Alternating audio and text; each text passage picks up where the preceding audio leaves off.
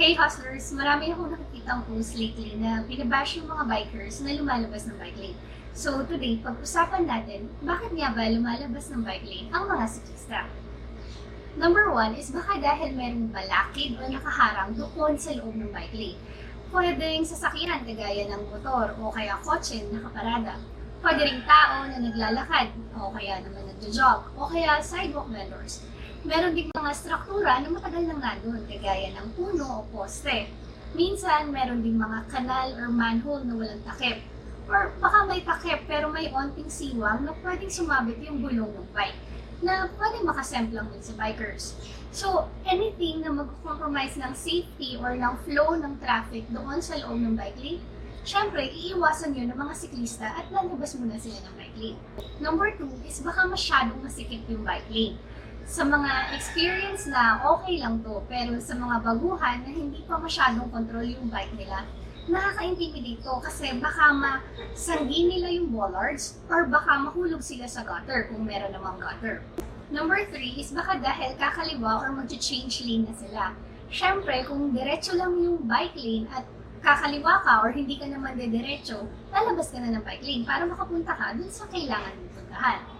Number 4 is baka kailangan mong mag-overtake. Kung pang-isahan lang yung bike lane at merong nasa harap mo na tumatakbo ng 10 kph at ikaw naman ay tumatakbo ng 20 kph, ang sensible thing to do is lumabas muna ng bike lane tapos mag-overtake and then pumasok na lang ulit. Kasi magkakaiba ang skill level at stamina level ng bawat siklista na gumagamit ng bike lane. Medyo hassle kung magpapatakbo ka rin ng 10 kph, lalo na kung alam mong malayo ka pa. Bihira akong nag-overtake kasi mabagal lang ako magpatakbo. Pero from time to time, pag nagmamadali ako, halimbawa pag nakita kong uulan na and malayo pa ako sa bahay or sa office, nag-overtake na ako sa mga mas mabagal na siklista. Sa mga maluluwag na bike lane, hindi ko to kailangan gawin kagaya sa BGC kasi pwede naman ako mag-overtake na hindi lumalabas ng bike lane. Number 5 is baka dahil pag pumasok ka ng bike lane, makukulong ka na or mahihirapan ka na makalabas. Lalo na kung alam mong kakaliwa ka na or lalabas ka na dapat ng bike lane sa susunod na kanto. Applicable ito dun sa mga bike lane na hindi ka na makakalabas once pumasok ka dahil merong cordon or minsan dikit-dikit masyado yung mga heavy na bollards yung ginamit. Ito yung ilan sa mga dahilan kung bakit lumalabas sa bike lane ang mga siklista. Well, ako personally. So sana bago tayo mag-public shame ng mga bikers na wala sa loob ng bike lane, tingnan muna natin baka may valid reason sila for doing so.